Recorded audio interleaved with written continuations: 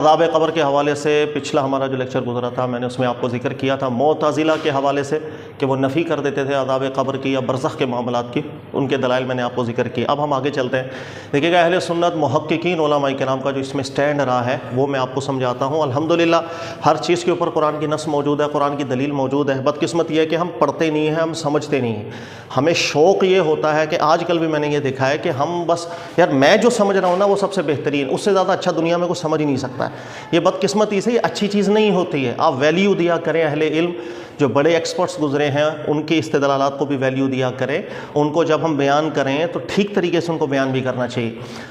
برزخ کی جو زندگی ہے مرنے کے بعد اور حشر میں اٹھنے سے پہلے جو بیچ کا ٹائم پیریڈ ہے یاد رکھیے گا، اس سے متعلق بھی بالکل ایگزیکٹ وہی صورتحال ہے جو میں نے حضرت عیسیٰ علیہ السلام کے حوالے سے آپ کو ذکر کیا تھا کہ ہمارے یہاں نارملی سمجھ جایا جاتا ہے کہ روایات کی بنیاد پر یہ تمام چیزیں جو ہے مستنبط ہوتی ہیں، قرآن پاک میں اس کی اصل موجود نہیں ہے، یہ غلط فہمی ہے۔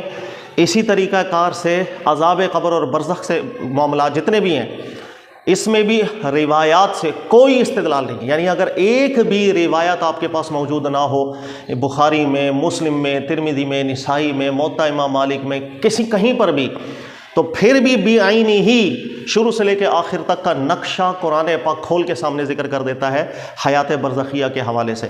اس لیے عذاب قبر کا ٹاپک بھی حل کرنے کے لیے میں بالکل ایک بھی روایت کے اوپر نہیں جاؤں گا، کسی بھی ایک روایت کے اوپر ہم نہیں جائیں گے۔ شروع سے لے کے آخر تک قرآن پاک ہمیں حیات برزخیہ کے حوالے سے جواب دے دیتا ہے۔ اب برزخ کی جو زندگی ہے اس کے یہ میں نے ذکر لکھ دیا ہے۔ پہلا پوائنٹ میں نے لکھا ہے کہ حیات کی کیفیت کیا ہے، یعنی کہ مرنے کے بعد اور قیامت میں اٹھنے سے پہلے یہ جو بیچ میں لائف ہوگی یہ کیسی لائف ہوگی، ایک ٹاپک اس کے اندر یہ ذکر ہوتا ہے، قرآن اس کا جواب دے دے گا۔ دوسری بات یہ کہ برزخ سے مراد کیا ہے۔ ہمارے یہاں نارملی جس طرح ہم کہتے ہیں نا قبر کی زندگی، تو ہم وہ قبر سے وہ 2 گز کی جگہ مراد لے لیتے ہیں، تو یہ بھی میں سمجھاؤں گا قرآن پاک کے نزدیک برزخ کسے کہتے ہیں، اور یہی محققین علماء کرام ذکر کرتے ہیں کہ تغلیباً اگر کبھی عذاب قبر یا تنعیم قبر یہ ڈائلاگ یوز کر دیا جائے تو یہ ایک تغلیب ہے، ورنہ مراد اس سے وہی ہے جو قرآن پاک نے لیا۔ تیسرا اس کے اندر ہے کہ عذاب اور انعام کس کے لیے ہوگا، عذاب کس لیے قرآن ذکر کرتا ہے اور سزا کس کے لیے قرآن پاک ذکر کرتا ہے، ہر چیز کو قرآن نے کھول کے ذکر کیا ہے۔ چوتھی چیز یہ کہ کون اس سے مستثنا ہے، کیا کوئی شخص عذاب قبر سے مستثنا ہوگا، بالکل ہوگا، قرآن پاک نے ذکر کیا، بڑے واضح الفاظ میں ذکر کیا۔ اور پانچویں چیز سب سے اہم کہ ہمارے یہاں نارملی کہا جاتا ہے کہ بھئی قبر کے اندر سوالات ہوں گے، فرشتے آئیں گے سوال پوچھیں گے، تو یہ تو روایتوں میں آیا، قرآن میں نہیں ہے۔ تو قرآن پاک نے مرنے کے بعد عالم برزخ کے اندر ہونے والے سوالات کو بھی بالکل ذکر کیا ہے، واضح الفاظ میں ذکر کیا ہے، کھول کے ذکر کیا ہے۔ آنکھیں کھول کے قرآن پاک کو پڑھیں گے تو سب کچھ مل جائے گا۔ تو یہ 5 نکات ہیں جن 5 نکات کو ترتیب کے ساتھ ہم ذکر کریں گے انشاءاللہ تعالیٰ، بات سمجھ میں آنا شروع ہو جائے گی۔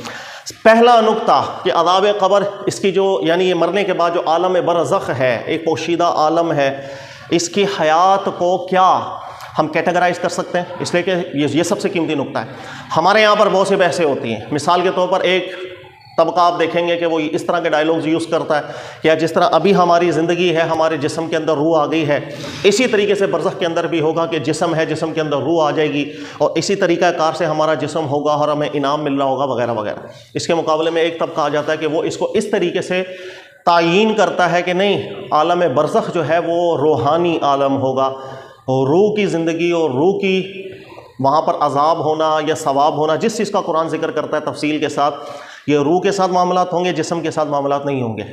اس کے مقابلے میں کہ تیسرا طبقہ آپ کو سننے کو مل جاتا ہے، اور تیسرا طبقہ یہ وہ ذکر کرتا ہے کہ نہیں، یہ جو مرنے کے بعد کا معاملہ ہے نا، یہ مشابہ ایسے ہے جیسے ہم نیند لے لیں، جیسے ہم سو جاتے ہیں، سونے کے بعد جب انسان خواب کے عالم کے اندر چلا جاتا ہے تو تھوڑا سا غور کریں کہ خواب کے عالم کے اندر بھی انسان کو خوشی محسوس ہو رہی ہوتی ہے، غمی محسوس ہو رہی ہوتی ہے، لیکن اس کا احساس بھی کرتا ہے ہمارا جسم، ہماری روح اس کا احساس بھی کرتی ہے، لیکن جب آنکھ کھلتی ہے تو ہمیں وہ خواب لگتا ہے، لیکن جب تک وہ خواب چل رہا ہوتا ہے اس کے اندر آنے والی خوشی، اس کی فیلنگز بھی ہوتی ہے، اگر کوئی سزا مل رہی ہے تو اس کی فیلنگز بھی انسان کو ہوتی ہے، غم ہے تو اس کی فیل بھی انسان کرتا ہے۔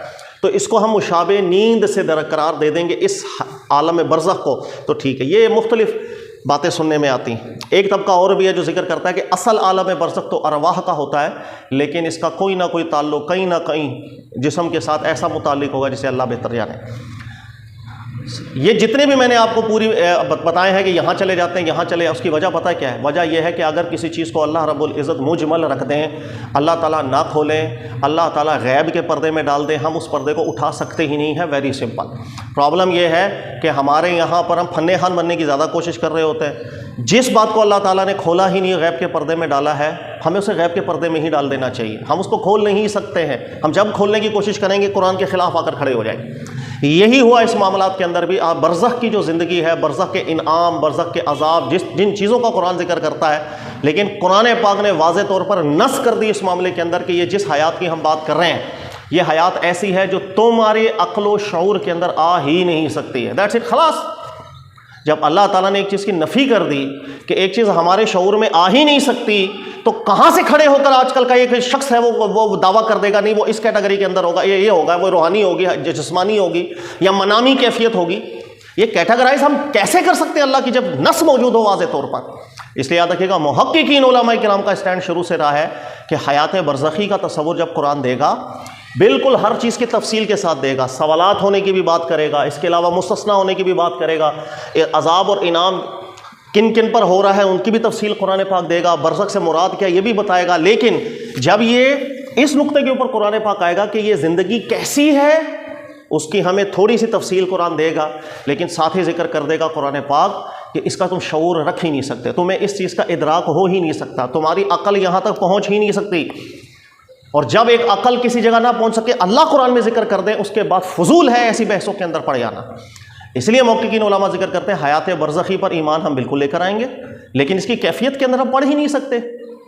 اپنے گمان ہیں، وہ اپنے ظن ہیں، ہم اس کے اندر پڑھیں گے. نص آپ کو بالکل نہیں ملے گی اس موضوع کے اوپر.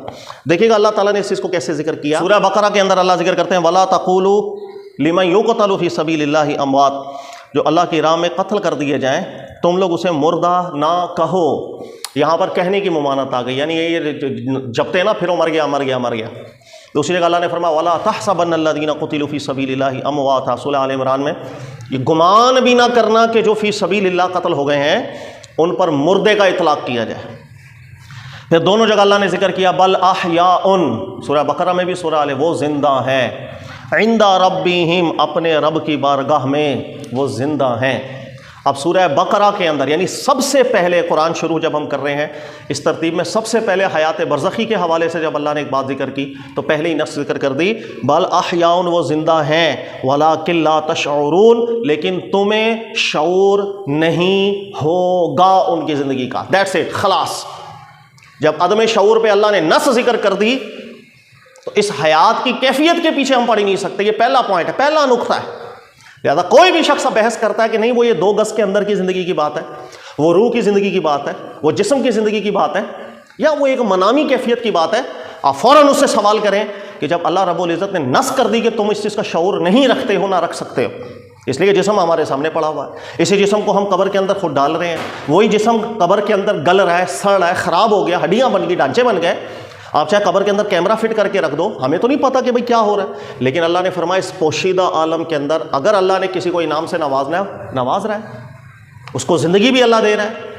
کیسی زندگی؟ وَأَنْتُمْ لَا تَشْعُرُونَ. یہاں تمہاری عقل پہنچ ہی نہیں سکتی. تو انسان کو ہمیشہ یہ جاننا چاہیے کہ میں عقل کے استدلال کر کہاں سکتا ہوں، کہاں کہ نہیں کر سکتا. اللہ نے مجھے کہاں اجازت دی ہے کہ اس میدان میں جا کر عقل کے گھوڑے دوڑانے کی؟ کہاں اجازت دی ہی نہیں ہے اللہ رب العزت نے. اس لیے حیات برزخی کا پہلا نقطہ کہ اس حیات کی کیفیت کے اوپر کوئی کلام نہیں ہوگا. اللہ نے ذکر کیا بل احیاء، تو احیاء، خلاص، اللہ کی بارگاہ میں زندہ ہے. ٹھیک ہے. اس آیت سے ایک اور قیمتی نقطہ سمجھ لیجئے کہ جس وقت محققین علماء یہ ذکر کرتے ہیں نا عذاب قبر یا تنعیم قبر، اس سے مراد 2 گز کی زمین نہیں ہوتی ہے بالکل جہاں پر جسم دفن ہے، اس سے مراد ایک عالم میں برزخ ہوتا ہے. اسی قرآن کی آیت سے سمجھ میں آ گیا جب اللہ نے ذکر کیا بل احیاء عند ربہم، وہ زندہ ہیں اللہ کی بارگاہ میں. خلاص. اللہ نے یہ نہیں ذکر کیا وہ زندہ ہے 2 گز قبر کے اندر، وہ زندہ ہے اللہ کی بارگاہ میں. تیسرا نقطہ اسی آیت سے جو سمجھنے والا ہے اس پہ غور کریں. سورہ آل عمران میں جو اللہ نے ذکر کیا، اللہ فرما رہے ہیں بل احیاء عند ربہم یرزقون، وہ زندہ ہے اللہ کی بارگاہ میں، انہیں رزق بھی دیا جا رہا ہے، انہیں رزق بھی دیا جا رہا ہے، وہ رزق بھی لے رہے ہیں. پھر اللہ نے فرمایا فرحین بما آتاہم اللہ من فضلہ، اللہ تعالیٰ ان پر جو انعامات کر رہے ہیں وہ ان سے خوش بھی ہو رہے ہیں. اور کرتے چلے جائیں، ایک خوشی بھی ہو رہی ہے اس کو یہ منامی کیفیت کی باتیں نہیں چل رہی، یہ خوابوں کی بات نہیں چل رہی، یہ چل رہی ہے ریئلی اللہ انعام کر رہے ہیں ان پر اور وہ خوش ہو رہے ہیں اللہ کے فضل سے۔ وَيَسْتَبْشِرُونَ اور ان کو خوشخبریاں دی جاتی ہیں، بِالَّذِينَ لَمْ يَلْحَقُوا بِهِم مِّن خَلْفِهِم جو ان کے بعد مرنے والے ہیں، جو ان کے بعد مر کر نیک اعمال کر کے ان سے ملنے والے ہیں، ان سے متعلق ان کو خوشخبریاں دی جا رہی ہیں۔ اللہ خوف علیہم ولا هم يحزنون کہ وہ جب نیک تمہارے اولاد ہیں یا تمہارے جاننے والے ہیں جو نیک ہیں، جب وہ انتقال کریں گے وہ بھی اللہ انہیں بھی تمہارے ساتھ ملا دے گا، وہ بھی نعمتوں سے لطف اندوز ہوں گے، ان پر بھی کوئی خوف نہیں ہوگا، وہ بھی غم زدہ نہیں ہوں گے۔ چند چیزیں یہاں سے پتہ چل رہی ہیں واضح طور پر، عبارتم بالنص، کوئی تعویل نہیں کرنی پڑے گی، کوئی ٹوپیاں نہیں کرنی پڑیں گی، سیدھی سیدھی بات ہے کہ عالم برزخ کے اندر اس دنیا سے متعلق بھی خبریں وہاں ملتی ہیں اپنی نوعیت میں، اللہ جانے انہیں خبر دی جا رہی ہے کہ بھئی یہ تمہاری اولاد ہے یا تمہارے فلانا ہے، یہ بھی مر کے آئیں گے، ان کا خاتمہ بھی اچھا ہوگا، ان پر بھی کوئی خوف نہیں ہوگا، وہ بھی غم میں مبتلا نہیں ہوں گے، تمہارے ساتھ ملا دیے جائیں گے۔ تو عالم برزخ اسی آیت سے پتہ چلا، اس دنیا کی رپورٹنگ بھی وہاں پہنچتی ہے۔ قیمتی نقطہ نمبر 2 نے رزق بھی دیا جائے گا جن کو اللہ انعام سے نوازے گا۔ ابھی یہ جب ٹاپک آئے گا نا کون کون اس سے مستثنا ہوتے ہیں پھر آپ کو کلیئر ہو، لیکن جس کو اللہ انعام سے نوازے گا یا جس کو اللہ عذاب میں گرفتار کرے گا ان کی کیفیت اللہ نے قرآن میں ذکر کی ہے۔ پھر اللہ نے فرمایا رزق بھی دیے جائیں گے، خوش بھی ہوں گے وہ اللہ کے فضل سے۔ پھر آگے اللہ نے فرمایا یستبشرون بنعمت من اللہ وفضل اور انہیں خوشخبریاں دینے والے یہ بھی خوشخبریاں دیتے چلے جائیں گے کہ تم پر اللہ کا بڑا انعام اور بڑا فضل ہوگا۔ وَإِنَّ اللَّهَ لَا يُضِيعُ أَجْرَ الْمُؤْمِنِينَ اور اللہ تعالیٰ ایمان والوں کا اجر اس کو ضائع بالکل نہیں کرتا۔ کئی چیزیں یہاں سے جو سمجھ میں آ رہی ہیں، تو پہلا نقطہ ہمیشہ ذہن میں رکھ لیجیے گا کہ اس حیات کی کیفیت کے پیچھے نہیں پڑنا چاہیے۔ خاموش اللہ نے ذکر کیا۔ ہاں یہ میں ضرور بتا دیتا ہوں آپ کو کہ کئی علماء کرام ایسے ہیں جیسے بعضوں نے کہا نا کہ وہ بالکل اصل حقیقی جس طرح ابھی ہماری زندگی اسی طرح کی زندگیوں کے اندر اللہ انہیں انعام سے نوازیں گے۔ جب وہ استدلال کر رہے ہیں تو استدلال یہاں سے کرتے ہیں جیسے اللہ نے فرمایا بل احیاء عند ربہم یرزقون کہ وہ اللہ کی بارگاہ میں جب انہیں انعام سے نوازا جا رہا ہے وہ زندہ ہے اور انہیں رزق دیا جا رہا ہے تو وہ استدلال کرتے ہیں یہاں سے اشارۃ بالنص۔ نبی کے اندر یرزقون کا اطلاق اسی وقت ہی کامل ہوا کرتا ہے جیسے میں ابھی اپنے جسم کے ساتھ ذائقوں کے ساتھ کسی نعمت سے لطف اندوز ہو رہا ہوں۔ اس کے مجازات بھی بہت زیادہ یرزقون کے ویسے، لیکن بہرحال غالب اطلاق یرزقون کا ہوتا ہے اس چیز کے اوپر۔ تو اسی آیت سے اشارہ وہ یہ پکڑتے ہیں کہ حیات برزخ کی بالکل ایسی ہی ہوگی جیسے ابھی ہماری ہے۔ اللہ جانے اللہ دینے والا، جب اللہ پر ایمان لے آئے تو اس کی قدرتوں پر بھی ایمان ہے، وہ اگر کوئی غیب کی خبر دے تو ہمیں تو کوئی شک و شبہ نہیں ہے، ٹھیک ہے۔ لیکن یہ استدلال اس لیے کمزور ہے کہ ایک مسلمہ اصول ہے، ذہن میں رکھ لیجیے گا، عبارت النص کے مقابلے میں اشارت النص کے استدلال کمزور ہوتا ہے۔ قرآن سے کہیں کوئی اشارے سے بات سمجھی جائے اور قرآن پاک میں ایک واضح سیدھی نص موجود ہو تو واضح سیدھی نص کے مقابلے میں اشاروں سے استدلال کمزور ہو جایا کرتے ہیں۔ جب اللہ تعالیٰ نے واضح طور پر فرمایا وَأَنْتُمْ لَا تَشْعُرُونَ تمہیں شعور نہیں ہو سکتا، تم نہیں جان سکتے اس زندگی سے متعلق، تو یہ عبارت النص کا حکم ہے، اسی کو ترجیح دینی چاہیے، ٹھیک ہے جی، یہ بات سمجھ میں آ گئی۔ اچھا اسی طریقے سے اس کا دوسرا رخ بھی ہے، جن لوگوں پر عالم برزخ کے اندر عذاب کی کیفیت ہوگی وہاں پر بھی دلالتم بالنص، ہم اس کیفیت کے پیچھے بالکل پڑھ نہیں سکتے ہیں کہ آیا وہ عذاب کیسے ہو رہا ہے، جسم پر ہو رہا ہے یا فقط روح پر ہو رہا ہے، کیسے کی بحث اللہ نے بند کر دی، وَأَنْتُمْ لَا تَشْعُرُونَ کہہ کے۔ اسی طرح جیسے اللہ نے ذکر کیا النَّارُ يُعْرَضُونَ عَلَيْهَا غُدُوًّا وَعَشِيًّا وَيَوْمَ تَقُومُ السَّاعَةُ أَدْخِلُوا آلَ فِرْعَوْنَ أَشَدَّ الْعَذَابِ کہ آل فرعون پر ابھی بھی عذاب ہو رہا ہے اور بروز قیامت ہوگا تو شدید عذاب کے اندر گرفتار کیے جائیں گے۔ پرابلم یہ عذاب کیسے ہو رہا ہے، وَأَنْتُمْ لَا تَشْعُرُونَ، بھائی جب نعمتیں کیسی ہو رہی ہیں ہمیں اس کے متعلق شعور نہیں تو عذاب کیسے ہو رہا ہے؟ خاموش ہمارا ایمان ہے اللہ رب العزت کی ذات پر، ہمیں کوئی شک و شبہ نہیں، اس لیے کہ دین کی بنیاد اس چیز کے اوپر ہے کہ مرنے کے بعد اینڈ نہیں ہے، مرنے کے بعد تو اصل آغاز ہے، اصل ابتدا تو مرنے کے بعد ہے۔ یہ انسان اس دنیا کے اندر صرف اس لیے نہیں آیا، اتنی عظیم مشین جو اللہ تعالیٰ نے بنائی ہے، آپ سوچ سکتے ہیں اس قدر معجزہ ہے ایک انسان اپنی تخلیق کے اندر، معجزہ ہے اس کے اندر جو عقل اللہ نے دی، ایک معجزہ ہے، اتنی قیمتی مشین جو اللہ نے بنائی ہے، وہ صرف اس لیے کہ دنیا کے اندر آئے 15-20 سال بچپنے کے گزار دیں، پھر آخر 10-15-20 سال بڑھاپے کے گزار دیں، تھوڑی سی زندگی جوانی کے بیچ میں بچے اور اس کے اندر مال و دولت کمائیں، جب کما کر کے اچھی خاصی اپنا ایک معیار بنا لیں تو مر جائیں، سب کچھ چھوڑ کے چلے جائیں۔ اس دنیا کے اندر نیک اعمال کریں، پتہ نہیں فضول گئے، اس دنیا میں ظلم کیا، ناانصافیاں کی، فضول نہیں، انسان اس لیے نہیں آیا ہے، انسان ایک مقصد کے لیے آیا ہے۔ اور وہ اس دنیا کے بعد اس کا آغاز ہو جایا کرتا ہے، عالم برزخ کی صورت کے اندر ہو یا بروز قیامت کی صورت میں.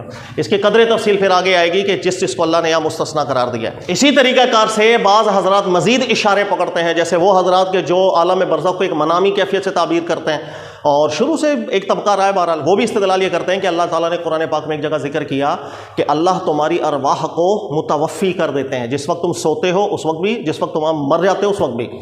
ہاں، جس وقت جو سوتا ہے پھر اللہ تعالیٰ وہ جو متوفی کی ہوئی نفس ہیں، اس کے روح ہیں، اس کی لوٹا دیا کرتے ہیں.